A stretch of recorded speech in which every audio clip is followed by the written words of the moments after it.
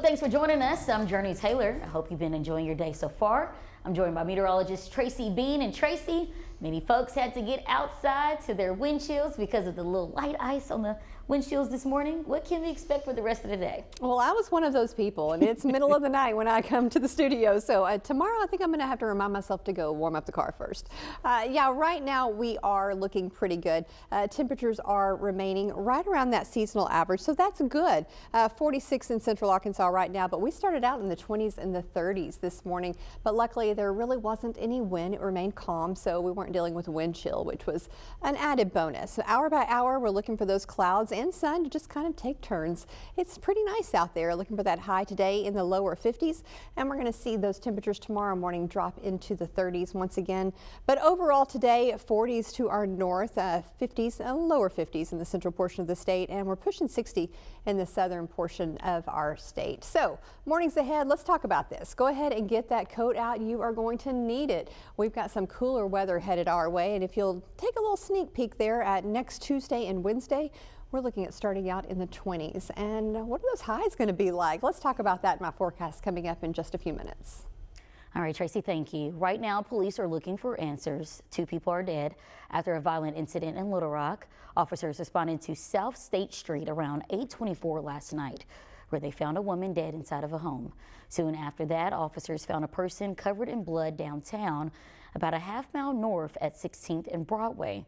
Investigators say that person ignored commands and moved toward officers with a weapon, and at that point, police shot and killed them. Little Rock police have not explicitly said that the 2 events are connected, but they did release details about both in the same update on Facebook. LRPD will have a press conference at the top of the hour at 1 o'clock. We will stream that press conference live on THP 11 Plus and bring you the latest details as we learn them. Developing right now, we're learning more about some of the victims of yesterday's deadly truck ramming attack in New Orleans. Authorities say 14 people were killed and at least 39 more were injured. Investigators now say the driver, who was killed by police, acted alone, inspired by ISIS.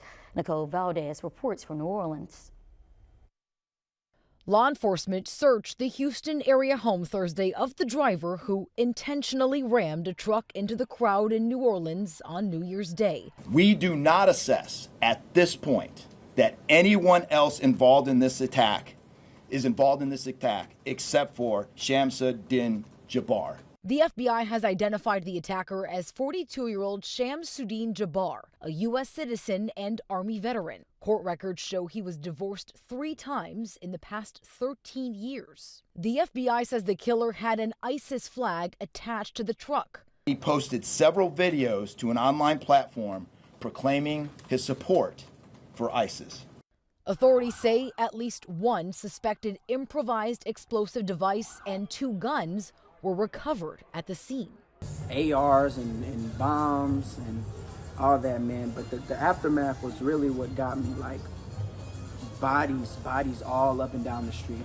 Among the victims killed were 28-year-old former Princeton University football star Tiger Besh and Reggie Hunter, a 37-year-old father of 2. This hurts. This is terrible. And like, we want as much justice for him as we possibly can get. New Orleans police say they are ramping up their security protocols after the city temporarily removed protective barriers designed to block traffic.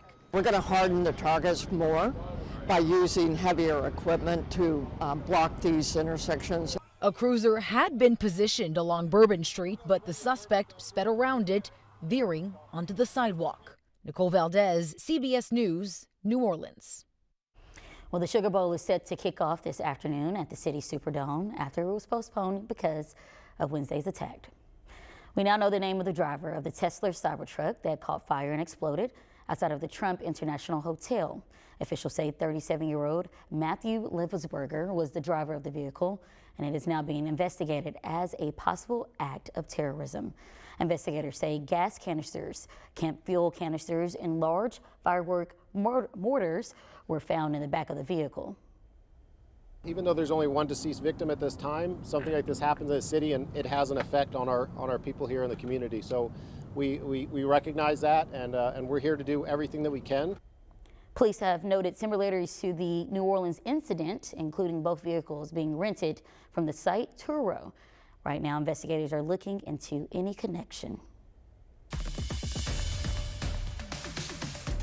The General Assembly starts January 13th. Meanwhile, history made in Clinton, Arkansas Wednesday.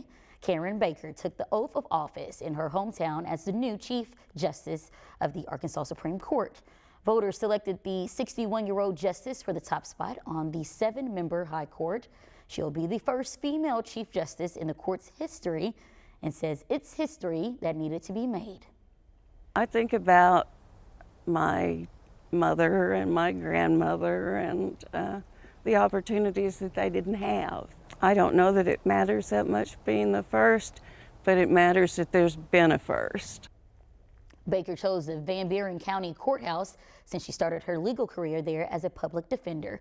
THV11's Carter Thweet traveled there for the ceremony. We have more information you can find right now on our website at THV11.com. Well, there's a lot to consider when buying a new car, including finding one that's not going to break down. Bradley Blackburn takes a look at what experts found searching for the most reliable vehicles. At the Consumer Reports test track, John Linkove analyzes all types of vehicles, and on this day, he's taking the Subaru Forester for a spin. People love their Foresters. They come back year after year, generation after generation. The Forester is one reason why Subaru tops the list of Consumer Reports' most reliable brands. So this year, Subaru has climbed to the top of our brand rankings, and they leapfrogged Lexus and Toyota. Subaru really has a strong lineup in terms of reliability. They keep what's great, and they made a little bit of change over time. Toyota may have slipped from the top spot, but the automaker still has several of the most reliable vehicles on the road, including the RAV4 and the RAV4 Hybrid. They're just building it well, they're not making massive changes, and they're just keeping focused on it. Electric vehicles did not fare well for reliability. Consumer Reports says EVs have 42% more problems than hybrids and gas-powered cars. Tesla ranks 17th on the list of brands, and Rivian is at the very bottom.